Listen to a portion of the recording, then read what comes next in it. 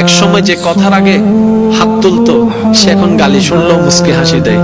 তো বন্ধুর একদিন তাকে জিজ্ঞেস করে, কিরে নেতা, তুই না কথা বলার আগে হাত তুলতি? তখন সে বলে, পাগল ছিলাম তখন তুলেছি, বুঝতে পেরেছি ওই জগতে কিছু নাই, আল্লাহর প্রেমের ধৈর্যের জগতে অনেক বড় নিয়ামত আছে। এত বড় বড় সফল ব্যক্তি যদি ছোটবেলায় লাথি খাইতে পারে, আপনি পারবেন না কেন?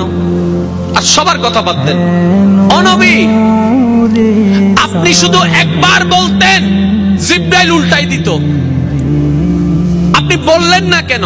নবী রাহমাতুল লিল আলামিন বলে, পাওয়ার থাকার পরও যে পাওয়ার দেখায় না সে তো সত্যিকার পাওয়ারফুল ব্যক্তি। সুবহানাল্লাহ।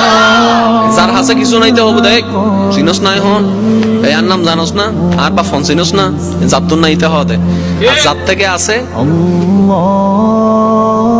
যার থেকে পাওয়ার আছে সে কি চুপ। যার থেকে সত্যিকার ক্ষমতা থাকে সে কখনো কথা বলে না।